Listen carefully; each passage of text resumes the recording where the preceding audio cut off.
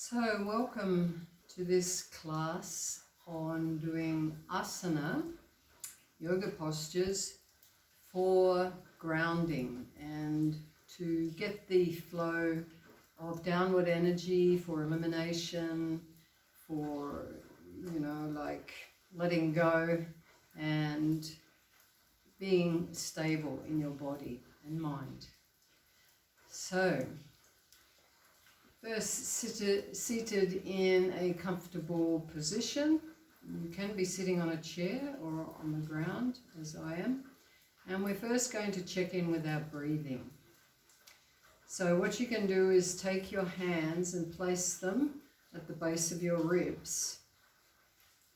And allow your hands to just gently open out as your ribs expand, breathing in and undulating as your breath expands on the inhale and relaxes on the exhale.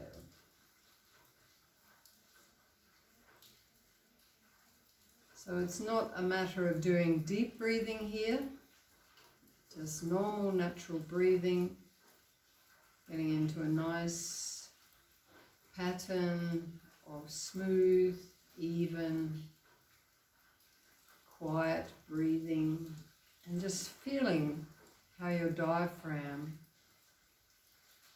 is moving at that position and opening up the lungs and expanding the rib cage.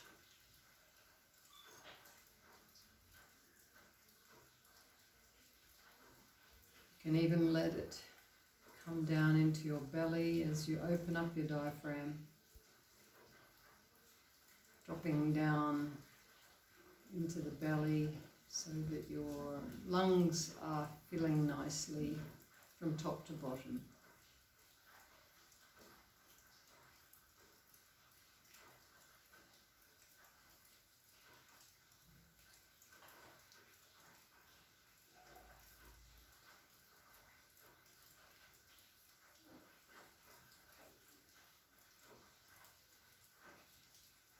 And just relax the hands. Just sit for a few more breaths without your hands there, but just feeling that same sensation of diaphragmatic breathing, expanding on the inhale and relaxing on the exhale.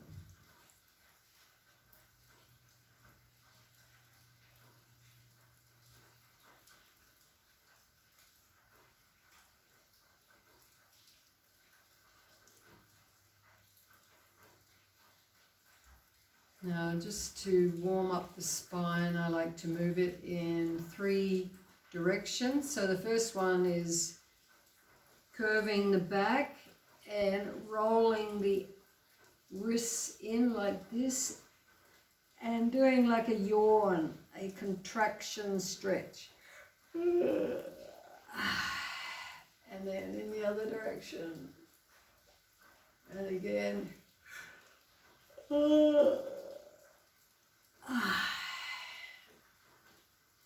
Helps to reset the nervous system, and again twisting the arms in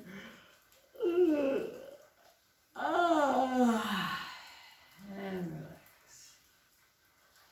Now bring the arms up, breathing in and rotating like a wheel. Bring the hand to the ground as you exhale. Allowing everything to gently stretch to the side.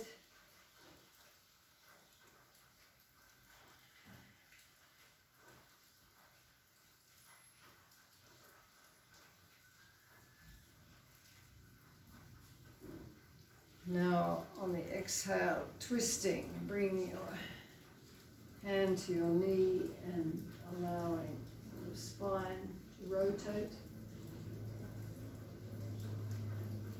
Breathing in and breathing out.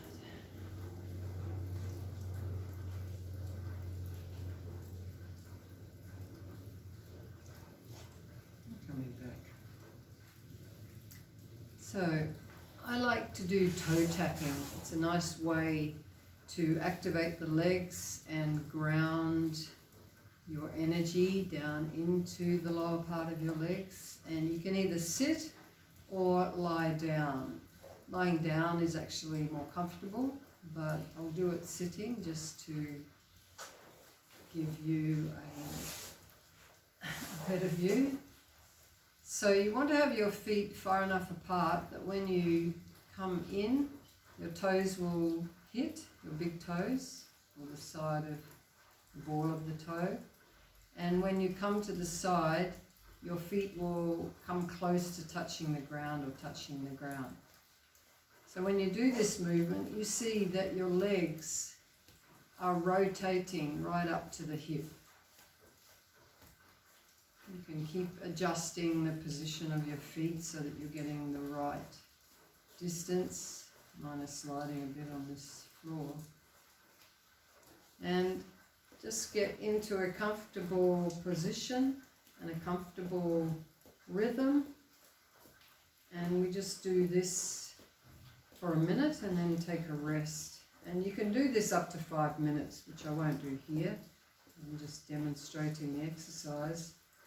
I like to do it before I go to sleep. When I'm in bed, I'm lying down and I do this a few cycles of 1 minute or so tapping and then resting. And it seems to help getting to sleep and having a better sleep. Bringing the energy down from your head, relaxing the nervous system and releasing tension in the hips, in the pelvic region, in the muscles like the deeper core muscles.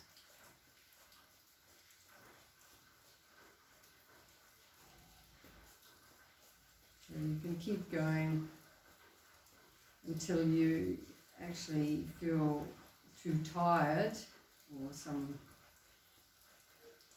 tension in your thigh muscles or your hip. You can, if it's too much, then you stop and you rest for a minute and then start again.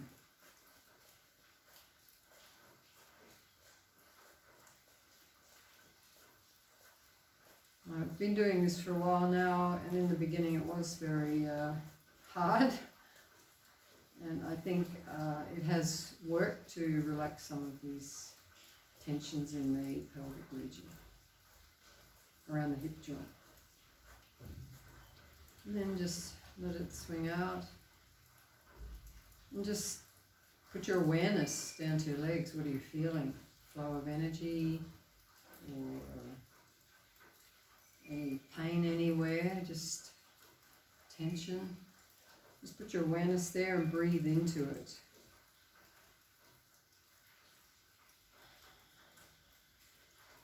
It's always good with your breathing to have a slow exhale to really allow your nervous system to slow down.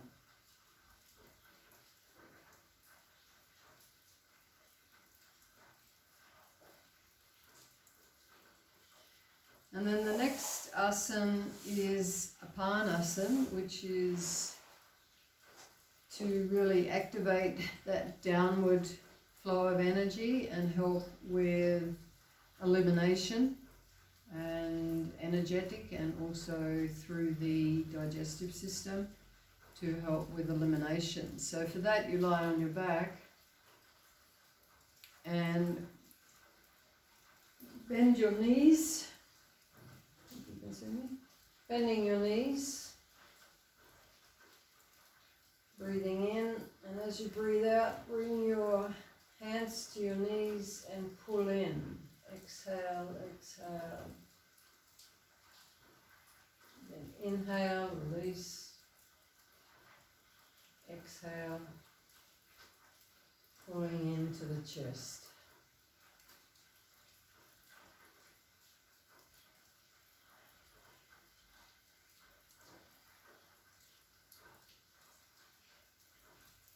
It's a nice asana to regulate your breath. Get a nice even breath, inhale and exhale.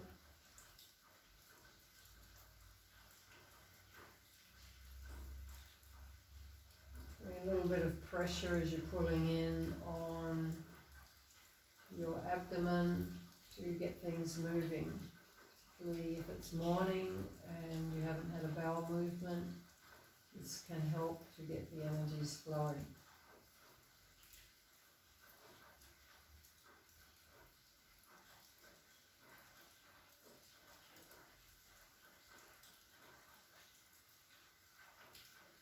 So you can do that quite a few times. It's a very relaxing pose to do. And then the next one is Pavan Muktasan, the wind releasing pose. So for that one, you can have your right leg bent and your other leg straight. Then pulling, as you breathe out, you actually lift your head to your knee. And then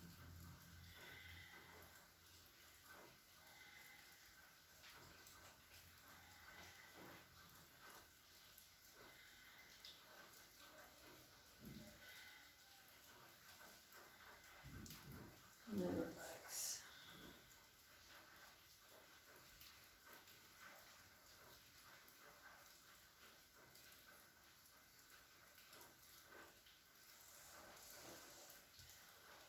Roll to the side to push yourself up again.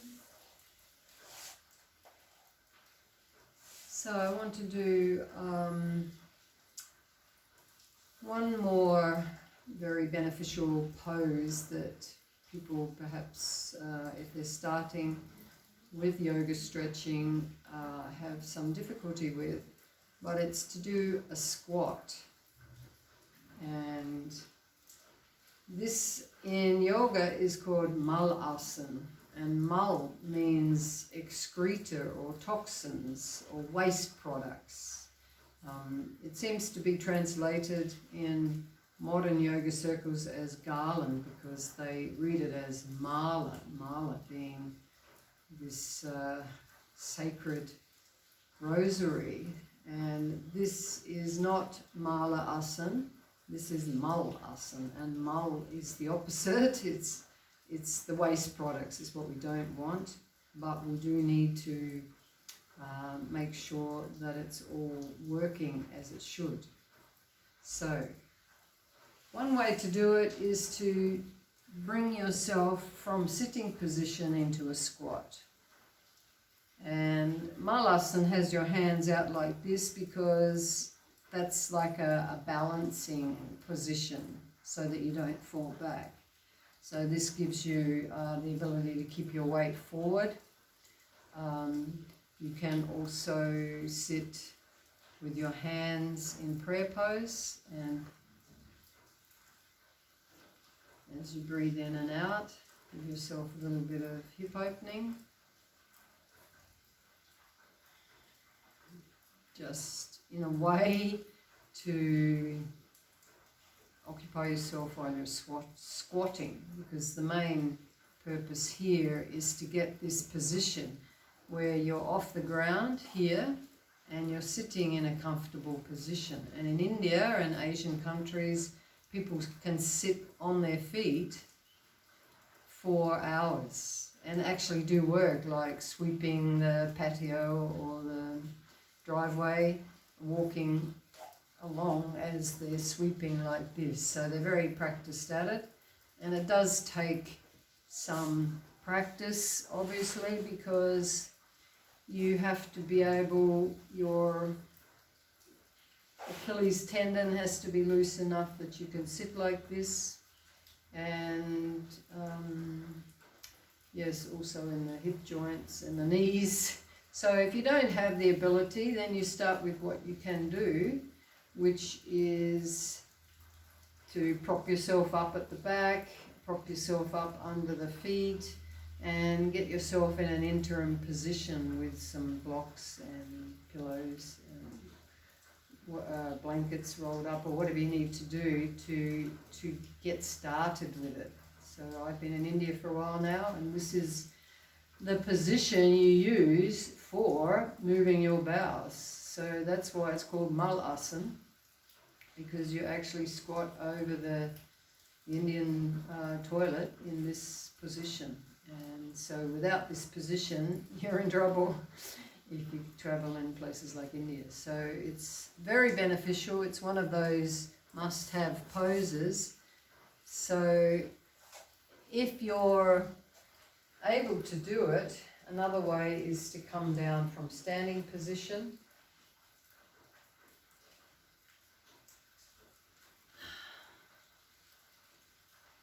And then to come up again from the squat.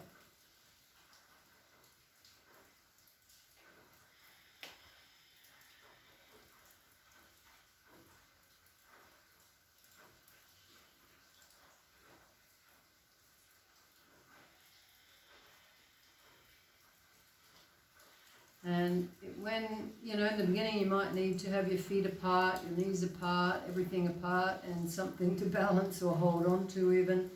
But eventually you can even do it with your feet together.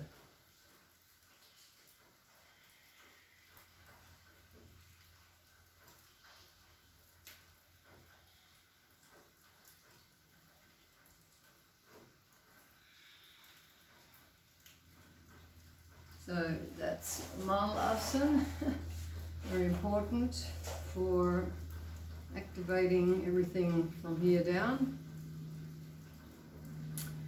And I want to finish with Ashwani Mudra, which is the anal sphincter. And Ashwani means horse. So it's when you see a horse after they've dropped their horse apples, you see the sphincter sort of pulsating. So we're not going to do it like a horse, we're going to do it more slowly and coordinated with our breath. So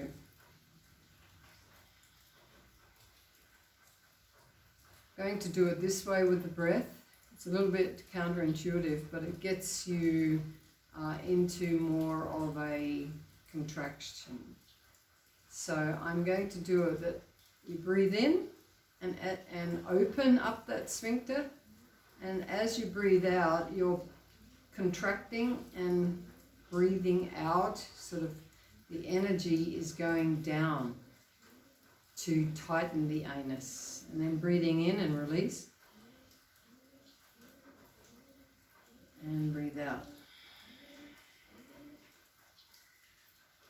Breathe in, breathe out.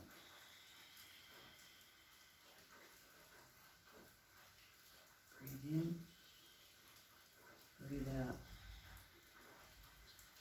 And it's like pushing down action.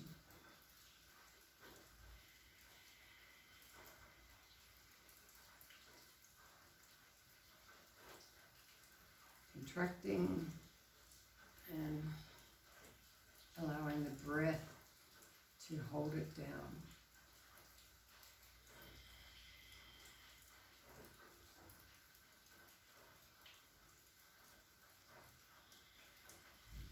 And if you're standing, you will actually feel your buttocks come in as well. It's not just the anus. Like if you're really getting that strong contraction, everything starts to pull in and up.